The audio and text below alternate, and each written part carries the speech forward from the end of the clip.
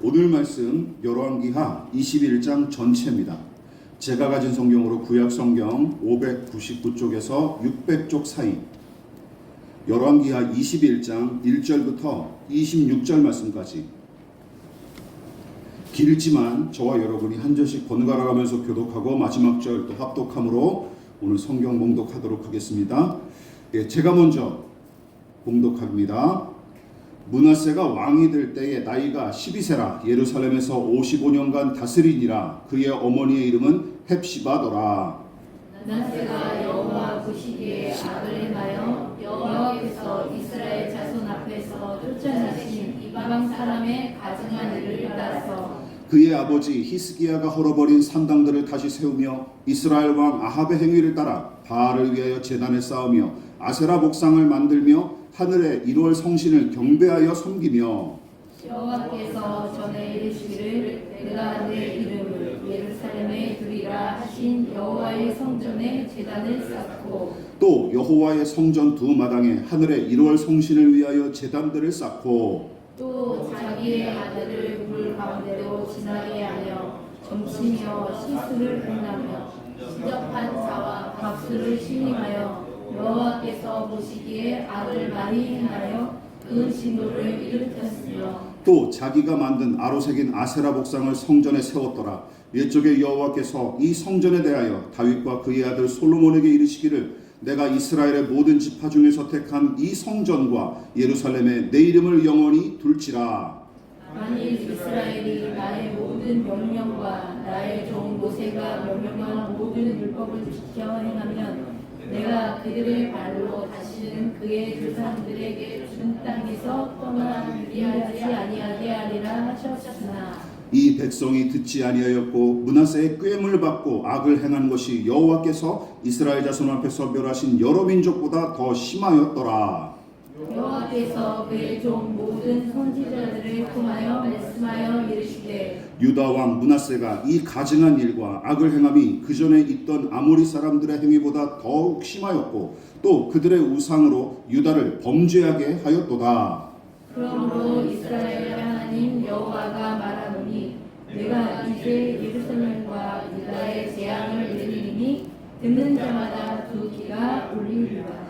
내가 사마리아를 잰 줄과 아합의 집을 달인 보던 추를 예루살렘에 베풀고 또 사람이 그릇을 씻어 엎음같이 예루살렘을 씻어버릴지라.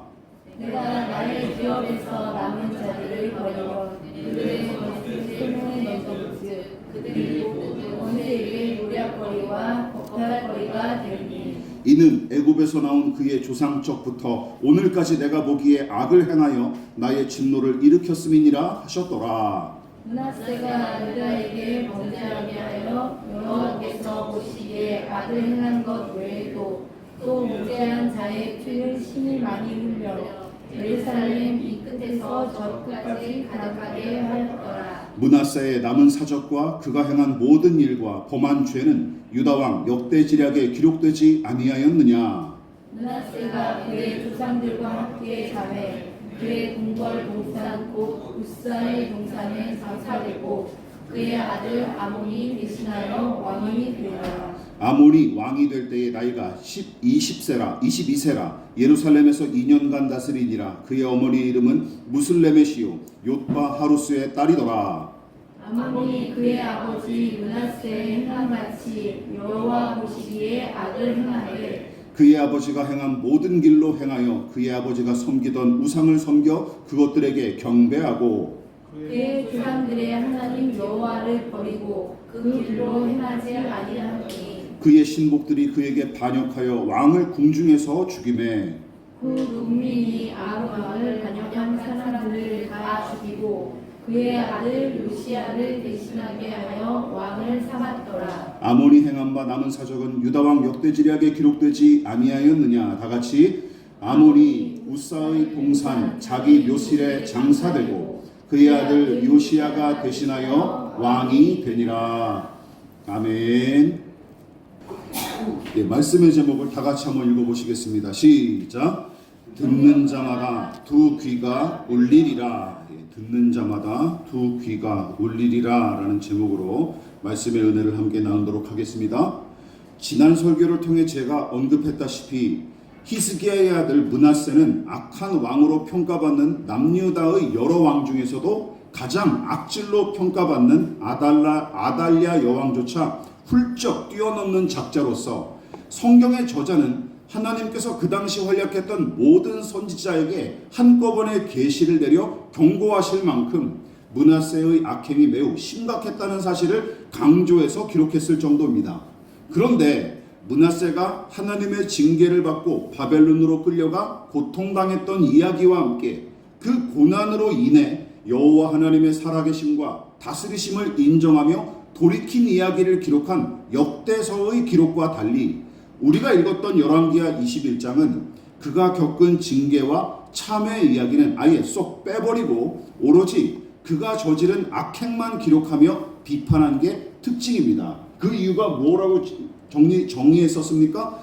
열왕기서의 저자는 므낫세의 악행을 단지 그의 책임으로만 돌리지 않고 탐욕과 교만과 이기심에 사로잡혔던 히스기야 그의 아버지한테도 책임을 묻기 위해서 그런 식으로 편집한 게 틀림없습니다. 여러분 생각해 보십시오. 무슨 수를 써서라도 제 이익을 챙기고 오로지 제 뜻만 앞세우는 인생, 히스기야의 말년과 므낫세의 생애가 무엇이 다릅니까? 그렇지 않습니까? 이처럼 히스기야는 은혜로 얻은 이 15년의 시간을 제 이익과 안락을 보존하는 데만 썼을 뿐이에요. 그런데 많은 신자가 제 자식을 불타는 제단에 제물로 바쳤던 므낫세 왕은 손가락질하지만 자기 후손들이 포로로 잡혀가고 나라가 망하게 될 거란 예언의 말씀을 듣고도 이 후손들과 백성의 비참한 운명은 전혀 아랑곳하지 않은 채 그저 제 목숨과 안위만 챙기기에 급급했던 히스기야는 도리어 믿음의 영웅이나 기도의 모범처럼 여겨 떠받들기 일쑤입니다. 이게 참 아이러니한 일이죠. 즉 20장에 기록된 히스기야의 기도와 그가 받은 응답을 소원 성취를 위해 하나님의 뜻마저 무시한 일로 여겨서 조심스럽게 바라보기는커녕 도리어 능력 있는 기도, 반드시 응답되는 기도, 큰 믿음의 기도처럼 숭상하는 것은 물론이고 그런 기도로 응답을 받아낸 이 히스기야를 큰 믿음의 사람인 것처럼 떠받들며 칭찬하는 것이죠. 그러나 제가 지난 시간에 지적했다시피 모세와 다윗, 엘리야 같은 사람들의 뒷공무니도 못 쫓아가는 소원 성취용 신앙이 무슨 좋은 본보기가 되겠습니까? 이처럼 교회와 신자들이 복음을 앞세우고 하나님의 나라와 그 의를 추구한다지만 정작은 자기 개발이나 소원 성취를 위한 방편으로 신앙할 뿐 그것을 넘어서는 믿음으로 나아가기 위해 몸부림치는 신자들이나 사역자들은 정작 소수에 불과합니다. 만일 오늘날 한국교회가 말년의 히스기야처럼 자기 개발이나 소원 성취의 신앙에서 벗어나지 못한다면 기억하십시오. 우리도 결국은 므낫세와 남유다처럼 망하는 길로 갈 수밖에 없고 지금 우리의 현실이 그것을 보여주고 증명하고 있지 않습니까? 오늘은 히스기야의 아들 므낫세와 므낫세의 아들 아몬의 이야기를 좀 더 자세하게 살펴보고 거기에 담긴 교훈과 영적인 원리를 함께 나눠보도록 하겠습니다. 자, 첫 번째 같이 한번 읽어볼게요. 시작. 하나님 앞에 악한 므낫세, 백성도 악하게 다루다. 여러분, 므낫세가 지금까지 남유다를 다스렸던 여러 왕 중에서도 가장 악한 왕으로 평가를 받는데 본문은 크게 5가지 이유를 제시함으로써 반론의 여지를 아예 차단해버립니다. 그러면 므낫세가 저지른 짓이 무엇입니까? 지난 설교에서 우리가 5가지로 이렇게 정리해서 살펴봤어요. 한번 눈으로 쭉 살펴보시기 바랍니다. 지난 시간을 복습하는 거예요. 자, 1번부터 4번 항목까지는 배교 행위로서 종교적 범죄에 해당하는 행위이고 그러니까 하나님께 대한 범죄인 것이죠. 그리고 마지막에 언급된 마지막 5번째 항목은 현실적으로 드러난 구체적인 불의와 폭력을 가리킵니다. 자, 그렇다면 이쯤에서 좀 의문이 들죠. 아니 므낫세가 광적으로 우상과 미신을 숭배했던 까닭은 무엇일까요? 간단합니다. 제 이익과 안위를 가장 중요한 인생의 목표로 여겼기 때문이고 따라서 그것을 가져다주는 신이라면 뭐든 섬길 수 있었기 때문입니다. 그렇죠? 자신의 안락과 이익을 가져다 주는 것이면 여호와 하나님만이 아니라 다른 무엇이든 다 섬기겠다라고 앞장섰던 것이죠. 더 나아가 여호와 하나님만 섬기는 유일신 신앙은 그에게 그다지 매력적으로 와닿지 않았던 것을 같은데, 하나의 신만 섬기는 것보다는 여러 신을 한꺼번에 섬기는 것이 제 소원을 이루어줄 확률이 더 높다고 계산했던 게 틀림없어요. 우리도 그러지 않습니까? 게다가 조상적부터 섬겼던 여호와 하나님은 이래라 저래라 하는 규칙이 적지 않을 뿐더러 제멋대로 생각하고 행동하는 것보다는 배우고 익히고 절제하는 식의 신앙을 요구했기에 왕의 권위와 개인의 욕구를 마음껏 발산하도록 부추기는 종교에 흠뻑 도취했던 게 틀림없어요. 그런데 그런 면모가 아버지인 히스기야의 말년을 쏙 빼닮은 것이죠. 그뿐만이 아닙니다. 히스기야가, 이게 중요한데 잘 들어보십시오. 히스기야가 하나님의 뜻조차 염두에 두지 않고 제 소원을 내세웠던 일은 마냥 좋게 해석할 게 아니라 하나님 앞에 악을 행한 일로 봐야 마땅하다고 제가 누누이 지적했었는데, 하나님의 뜻마저 거스르고 제 뜻을 고집하며 행했던 그의 악이 여러분 어떻게 나타났어요? 나중에는 이방의 사신들에게 무기고를 개방하고 장차 일어날 심판을 가벼이 여긴 악으로 나타난 것을 보십시오. 자, 무엇을 얘기하고 싶은 것이냐면 이거예요. 다시 말해 하나님을 향해 저지른 악이 지나친 교만과 탐욕과 이기심의 형태로 나타난 셈이고, 그것은 므낫세가 우상과 미신 숭배에 광적으로 일삼으면서 하나님께 악을 행한 것이 무고한 백성을 희생시키는 구체적인 악으로 나타난 것과 일맥상통합니다. 하나님께 저지른 악이 물리적인 악으로 분명하게 드러났다는 이야기예요. 이처럼 하나님을 향한 불량한 태도와 어긋난 생각은 반드시 구체적인 그리고 현실적인 불의와 악으로 나타나기 마련입니다. 여러분, 그리고 반대의 경우도 마찬가지예요. 하나님을 경외하는 믿음이 신실하고 그분의 뜻을 진실하게 따르는 경건한 사람은 기억하십시오. 그 삶이 선하고 아름다울 뿐만 아니라 이웃에 대한 사랑과 존중도 분명하게 나타납니다. 믿으십니까? 이게 영적인 원리예요. 성경이 가르치는 영적인 원리입니다. 여기서 벗어날 수 없어요. 예수님이 그 원리를 가장 잘 설명해 주셨습니다. 기억나십니까? 어떤 서기관이 예수님께 이렇게 질문했어요. 예수님, 율법 중에서 가장 큰 계명이 무엇입니까? 하며 질문했고, 예수님은 10계명을 비롯한 율법의 대원칙을 다음과 같이 간단 명료하게 정리하여 대답하십니다. 중요한 말씀이죠. 마태복음 22장 같이 읽어볼게요. 시작. 예수께서 이르시되 내 마음을 다하고 목숨을 다하고 뜻을 다하여 주 너의 하나님을 사랑하라 하셨으니 이것이 크고 첫째 되는 계명이요 둘째도 그와 같으니 내 이웃을 내 자신같이 사랑하라 하셨으니 이 두 계명이 온 율법과 선지자의 강령이니라. 아멘이십니까? 예, 율법의 온 율법과 선지자의 대원칙, 이웃사랑과 하나님 사랑. 모든 계명의 목적이 하나님 사랑과 이웃 사랑을 향하고 또한 더불어 그것으로 사랑으로 증명되지 않는 신앙은 말짱 도루묵이라는 가르침입니다. 그런데 이 말씀은 또한 이렇게도 해석할 여지가 있어요. 하나님 사랑과 이웃 사랑이 서로 동떨어진 것이 아니라 한 몸을 이룬 것처럼 매우 긴밀하게 연결됐음을 보여주는 가르침이기도 한 거예요. 그러니까 하나님을 사랑하는데 이웃은 사랑하지 않는다? 이런 건 없다는 거예요. 이웃은 사랑하는데 하나님, 그럴 수는 있죠. 예. 인간적인 도덕적인 고매함으로 그런 사람들은 간혹 있죠.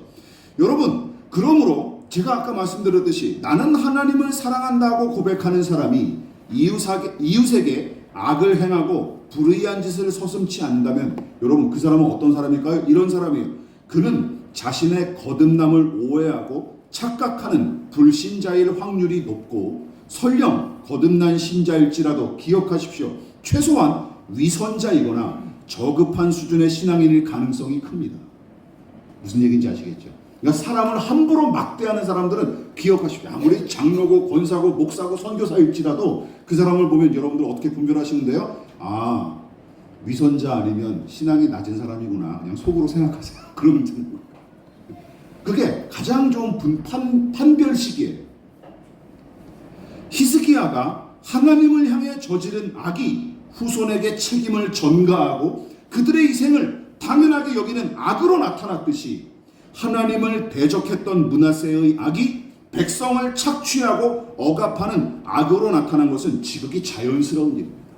자연스러운. 오늘날도 마찬가지입니다. 이웃에게 서슴지 않고 불의와 악을 행하며 사회에 해악을 끼치는 교회와 신자들을 보십니까? 되도록 멀리 하십시오. 아무리 좋은 말로 설교를 하고 외모가 아름다워 보여도 멀리 하십시오. 그리고 그들의 외모에 속지 마십시오. 오늘 본문을 통해서 두 번째 교훈을 우리가 살펴봅시다. 시작. 나라와 민족을 병들게 만드는 악한 지도자에 관해 살펴봅시다. 사무엘서와 열왕기서의 모든 내용을 통해 여러 번 살펴보고 지적했다시피 이스라엘은 누가 이 나라와 민족을 다스리느냐에 따라서 흥망성쇠가 좌우됐었고 더불어 그 시대를 주름잡았던 지도자가 하나님 앞에 어떤 태도를 지녔는가에 의해 나라와 백성의 운명이 결정됐었습니다. 이게 성경의 역사예요. 그것은 부정할 수 없는 엄연한 사실이고 모든 역사의 기록도 그 사실을 고스란히 방증합니다. 심지어 우리나라 역사도 마찬가지 아닙니까?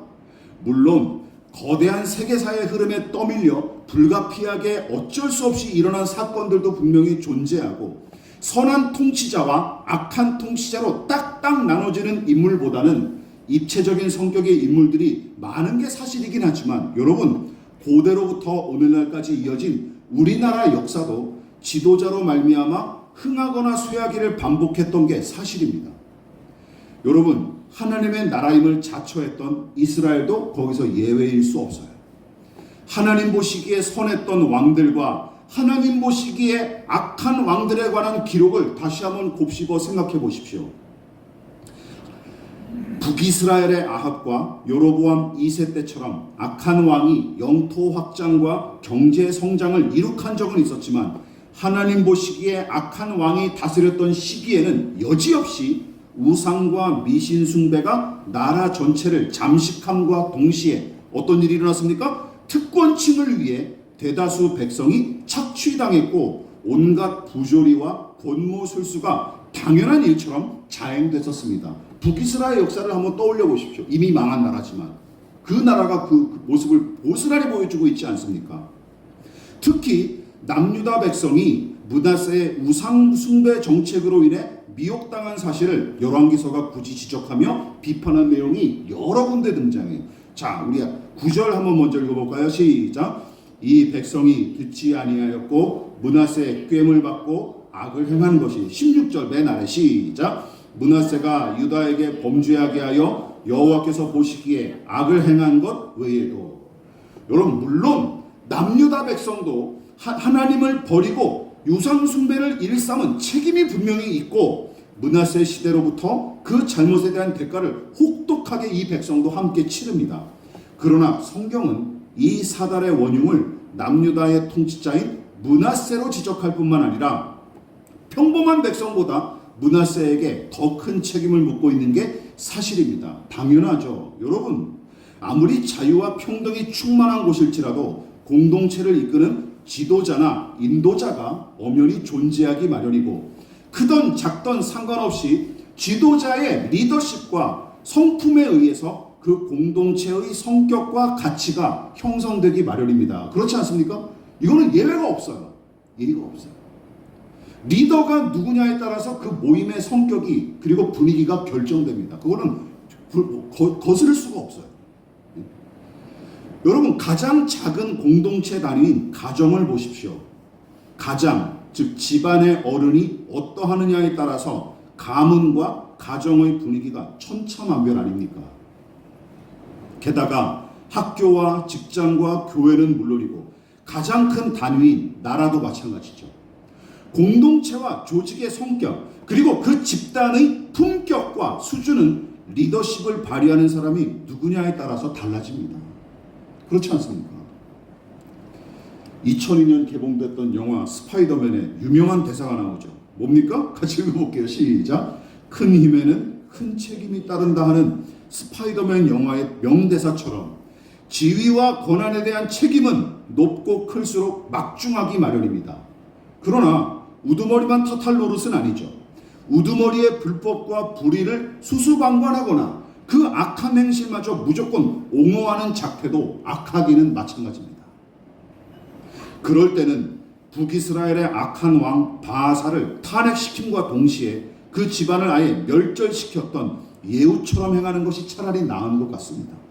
그러나 그럴 만한 위인이 므낫세의 시대에는 거의 없었고 그 영적 암흑기는 므낫세의 아들 아몬이 죽기까지 무려 57년이나 계속 이어집니다. 자, 그렇다면 불의가 팽배하고 악이 자행되는 이 세상에서 믿음의 사람들은 어찌해야 할까요? 이 민족에 대한 징계와 심판을 경고하신 하나님의 말씀에서 그 해답을 찾아볼 수 있습니다.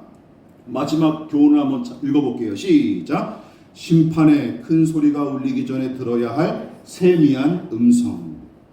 여러분, 므낫세의 배교와 악행은 더는 용납하지 못할 정도로 심각했고 가만두고 보실 수 없었던 하나님께서는 선지자들을 통해 경고의 메시지를 전하셨는데 그 중에서도 유독 저의 눈에 띄는 구절 하나가 바로 12절이었습니다. 자, 같이 한번 읽어볼까요? 시작. 그러므로 이스라엘의 하나님 여호와가 말하노니 내가 이제 예루살렘과 유다에 재앙을 내리리니 듣는 자마다 두 귀가 울리리라. 여러분, 듣는 자마다 두 귀가 울리리라 하는 이 구절을 주목하십시오. 특히 히브리어 직역 성경은 이 부분을 이렇게 번역을 했습니다. 자, 같이 읽어볼까요? 시작. 이제 내가 재앙을 가져오니 그것을 듣는 모든 자는 그의 두 귀가 울릴 것이다 라고 번역했는데, 자, 여기서 질문. 그렇다면 두 귀가 울릴 정도로 들린 큰 소리는 무엇이었을까요? 두 가지로 해석이 가능합니다. 마침내 하나님께서 남유다를 심판하실 때 들려오게 될 재앙의 큰 소리 하나는 이것이고, 혹은 그 재앙을 내리신 하나님의 큰 음성, 두 가지 해석 모두가 가능합니다. 그러나 기억하십시오. 두 귀가 울릴 정도로 들리는 큰 소리가 재앙이 닥치는 소리인지 아니면 하나님의 음성인지 고민하는 것보다 더 중요한 게 있습니다. 잘 들어보십시오. 바로 듣는 자들의 두 귀에 이 큰 소리가 들려올 때면 그게 그 시간이 어떤 때냐 하면 재앙과 심판이 이미 임했고 더는 피할 수 없다는 사실이 더 중요합니다. 이미 이 소리가 들려오면 심판은 이미 피할 수 없는 지경이 된 거예요. 아시겠죠? 그러니까 소리가 들리면 피해야지 그렇게 못해요. 소리가 이미 들렸으면 끝난 거예요. 끝난 거예요. 그것을 이야기하고 있는 거예요. 여러분, 제가 한번 이렇게 대입해봤습니다. 영화의 주인공인 보안관이 잔인무도한 악당의 머리에 이렇게 총을 겨누는 장면을 상상해 보십시오. 주인공이 방아쇠를 당김과 동시에 탕 하고 소리가 났다면 어떻게 됐을까요? 악당은 총소리를 듣자마자 저 세상 사람이 됐을 테고 무얼 대비할 생각조차 할 시간도 없어요. 그냥 죽는 거예요. 탕 소리가 나면 죽는 거예요. 그렇지 않습니까? 탕 소리가 나면 죽는 거예요. 바로 그 상황을 이야기하는 거예요. 이 큰 소리가 들리면 그냥 끝이에요. 종말이에요. 예루살렘이 무너지는 거예요. 피할 수가 없어요. 그것을 이야기하는 거예요. 하나님의 경고가 바로 그것입니다. 재앙의 큰 소리, 그 재앙을 선포하는 하나님의 큰 음성을 듣는 자는 이미 임한 심판을 고스란히 받으며 고통을 당하게 되고 그때는 더는 돌이킬 수 없을 뿐더러 아무리 후회한들 소용이 없을 것입니다. 바로 이 상황을 얘기하는 거예요. 그런데 심판과 구원이 완성되는 종말의 때는 물론이고 완전한 하나님 나라를 묘사한 성경인 요한계시록에 우리 학생들 기억나시죠? 청소년들, 요한계시록에 삼위일체 하나님께서 큰 음성으로 말씀하실 뿐만 아니라 그분의 천사들과 거룩한 신자들이 큰 음성과 많은 소리로 찬양하며 경배하는 내용이 처음부터 끝까지 대략 30번 이상 등장합니다. 큰 음성이라는 이 단어가 말이죠. 큰 음성, 많은 물소리, 많은 소리 이런 게 30번 이상 등장해요. 요한계시록이 무슨 책이죠? 종말에 관한 책 아닙니까? 그렇지 않습니까? 그것은 무엇을 뜻하는 것이죠? 정리하면 이렇습니다.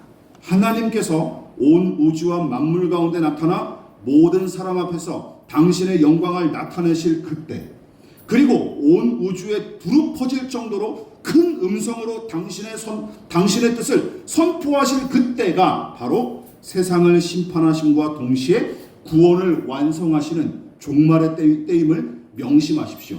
따라서 제가 하고 싶은 이야기는 이거예요. 지금 당장 우리의 두 귀를 크게 울릴 정도로 말씀하시기를 원하는 신앙은 경건하기는커녕 성경에 게시된 하나님의 뜻과 전혀 상관이 없습니다. 어떤 미친 목회자들이 자꾸 예언한답시고 이지랄을 떨고 있더라고요. 예? 하나님의 음성이 모든 사람에게 다 들리고 그리고 큰 소리로 말씀, 그건 종말에나 이루어질 일이라니까요. 종말에. 예? 그런 사람들은 경건하기는커녕 성경에 게시된 하나님의 뜻과 전혀 상관이 없을 뿐더러 도리어 히스기야처럼 제 욕심과 고집을 더 앞세우는 짓거리에 불과합니다. 그렇다면 우리가 들어야 할 소리는 무엇일까요? 큰 소리 아닙니다. 이쯤에서 엘리야 선지자를 우리가 또다시 소환할 필요가 있습니다. 열왕기상 19장 기억나시죠? 엘리야 선지자가 호렙산에서 이 하나님을 만납니다. 시작. 또 지진 후에 불이 있으나 불 가운데서도 여호와께서 계시지 아니하더니 불 후에 세미한 소리가 있는지라. 엘리야가 듣고 겉옷으로 얼굴을 거리고 나가 불 어귀의 섬에 소리가 그에게 임하여 이르시되 엘리야야 내가 어찌하여 여기 있느냐. 여러분, 지축을 흔드는 큰 지진과 강한 바람이 불었어요. 그리고 모든 것을 태우는 강력한 불덩이가 엘리야 눈앞에서 막 떨어지기 시작했습니다. 그러나 하나님께서는 그 크고 놀라운 이적과 기적 가운데 계시지 않습니다. 계시지 않아요. 이것이 엘리야가 보기에는 너무 신기한 일이었어요. 이상한 일이었어요. 하나님이 그렇게 일하시고 그렇게 강력하게 역사하실 줄 알았는데 거기 안 계시는 거예요. 다만 떨기나무에 붙은 작은 불꽃처럼, 노쇠한 모세를 지탱했던 작은 지팡이처럼 낮고 작고 여리고 부드러운 소리 가운데서 말씀하시는 하나님의 세미한 음성을 듣고 여러분, 엘리야는 거기서 다시 일어설 수 있었습니다. 그 세미한 음성 때문에. 일어나 임마! 큰 음성이 아니라 하나님께서 부드럽게 말씀하시는 그 음성을 듣고 엘리야는 회복할 수 있었던 것이죠. 여러분, 지금도 마찬가지입니다. 손때 묻은 내 성경의 작은 글씨, 이름 없이 빛도 없이 묵묵히 설교와 성경교사의 사명을 감당하는 사역자들, 그때그때 올려드리는 짧은 기도, 한숨과 같은 기도, 전화 한 통의 나눔과 공감을 주고받는 교제, 가난하고 약한 사람들의 소리, 그리고 일상의 소소한 순간들, 세미한 하나님의 음성은 그런 것들을 통해 들려지고 전해지는 것입니다. 믿으십니까? 그것을 기억하십시오. 그러므로 큰 음성을 듣겠다고 경건한 체하며 호들갑 떨지 마십시오. 또한 하나님의 큰 음성을 대변한답시고 저 스스로 으스대다가는 큰 코 다치게 될 것입니다. 말씀을 마무리하도록 하겠습니다. 우리는 지난 두 번의 설교를 통해 히스기야의 기도와 그 응답에 담긴 본질을 추적함과 동시에 그의 소원 성취용 신앙이 얼마나 이기적이고 더러운 열매를 맺었는지 살펴봤습니다. 또한 아버지의 말년을 고스란히 이어받아 더 큰 악을 행한 므낫세는 남유다의 타락과 패망을 가속화하고 영적 암흑기를 연장하는 데 지대한 역할을 담당합니다. 여러분, 이게 우리가 한 장으로 읽어서 짧게 느껴지지, 생각해 보십시오. 새 왕의 통치 기간이 꽤 길었어요. 히스기야가 기도로 응답을 받아낸 15년과 그 추한 말년 15년, 그리고 55년간 악정을 펼친 므낫세, 거기 더하여 2년간 아버지처럼 통치하다가 암살당한 아몬, 최소한 50년 정도부터 최대로는 72년 가까이 남유다는 유례가 없었던 영적 암흑기를 지냈던 셈입니다. 적게는 50년, 길게 보면 70년 이상 이 시기를 불신앙의 왕들이 다스리는 시기를 살았던 거예요. 망하지 않고 배길 수 있겠습니까? 망하지 않고 배길 수 있겠습니까? 여러분, 이게 하나님 탓입니까? 혹은 우매한 백성 탓일까요? 물론 지도자의 선동과 불의에 침묵하고 동조했던 그들의 책임도 무시할 수 없지만 남유다를 통치했던 히스기야와 므낫세와 아몬과 같은 지도자들의 책임이 가장 큽니다. 그리고 오늘날 한국교회의 부패와 침체와 타락도 마찬가지예요. 누구에게 가장 큰 책임이 있을까요? 저 같은 목회자예요. 다른 변명이 필요 없습니다. 저 같은 목사를 비롯한 사역자들이 그에 대한 가장 큰 책임을 져야 마땅하고, 그 중에서도 소위 대형교회 목사들은 물론이고 매 시대마다 정치 권력과 야합하여 위세를 떨쳤던 목사들의 책임과 잘못은 더더욱 막중합니다. 심판하실 것입니다. 저는 그렇게 믿어요. 문제는 정작 당사자들이 통렬한 자기 반성과 성찰을 통해 뼈를 깎는 갱신과 개혁에 앞장서기는커녕 아직도 더 많이 소유하고 더 높이 오르고 더 오래 자리를 차지하기에 급급하다는 사실이죠. 원로 목사제도 안 했으면 좋겠어요. 이게 뭡니까 이게? 퇴직했으면 깔끔하게 퇴직해야죠 말이죠. 그렇지 않습니까? 그러나 저 같은 작은 교회 목회자라고 크게 다르지 않습니다. 여러분, 그들도 결국은 꿈이 그거예요. 거대한 예배당과 많은 교인과 유명한 목회를 꿈꿔요. 결국은 자기가 지금 못해서 부러워할 뿐이지 그런 사람들이 대부분이에요. 그런 목회를 꿈꾸며 작은 교회에서 전전긍긍하고 있는 목회자들도 대다수예요. 이런 부분들이 저한테도 너무 안타깝게 다가올 뿐입니다. 그러므로 작금의 한국교회에 필요한 사람들은 누군지 아십니까? 엘리야처럼 세미하게 들려오는 하나님의 음성에 귀를 기울이는 사람이에요. 믿으십니까? 세미한 음성에 귀를 기울이는 사람. 그래서 자신의 일상을 그분의 뜻에 따라 세우고 가꾸는 사람들입니다. 바꿔 말해 큰 소리를 낼 수 있는 스피커를 가지고 제 생각을 마구 떠들어대거나 많은 사람의 환심을 살 만한 외모와 조건을 갖춘 그런 이력을 갖춘 사역자 따위가 아닙니다. 그러므로 우리가 해야 할 일은 이거예요. 성경을 읽고 묵상하며 해석할 때, 그리고 간절한 마음으로 하나님의 뜻을 구하며 기도할 때, 그리고 아까도 말씀드렸듯이 일상에서 일어나는 모든 일과 무수한 만남 속에서 들려오는 세미한 음성에 귀를 기울이는 일부터 시작하십시오. 하나님 무슨 뜻이 있습니까? 저에게 가르쳐 주십시오. 제가 이 사람을 만나는데 무슨 얘기를 해야 할까? 그리고 이 만남을 통해서 제가 어떻게 하나님의 뜻을 발견할 수 있을까요? 제가 오늘 일을 합니다. 하나님, 제가 어떻게 일해야 할까요? 가르쳐 주십시오. 매 순간 이렇게 묻는 게 필요한 것이죠. 그래서 듣는 자는 살아나리라 하신 약속을 신뢰하고 항상 주의 말씀에 귀 기울일 수 있기를, 하나님의 존재와 그 뜻을 의도적으로 의식함으로써 이웃에게 선을 행하며 살아갈 수 있기를, 누군가를 맹목적으로 의존하는 삶의 방식에서 벗어나 믿음의 주체성을 가지고 살아갈 수 있기를 부탁을 드리겠습니다. 살아있는 믿음으로 하나님 앞에 응답하며 살아가는 우리 한결교회 믿음의 권속들 다 되시기를 주님의 이름으로 부탁을 드리겠습니다. 그러므로 너희는 이렇게 기도하라. 하늘에 계신 우리 아버지, 아버지의 이름을 거룩하게 하시며 아버지의 나라가 오게 하시며 아버지의 뜻이 하늘에서와 같이 땅에서도 이루어지게 하소서. 오늘 우리에게 일용할 양식을 주시고 우리가 우리에게 잘못한 사람을 용서하여 준 것 같이 우리 죄를 용서하여 주시고 우리를 시험에 빠지지 않게 하시고 악에서 구하소서. 나라와 권능과 영광이 영원히 아버지의 것입니다. 아멘.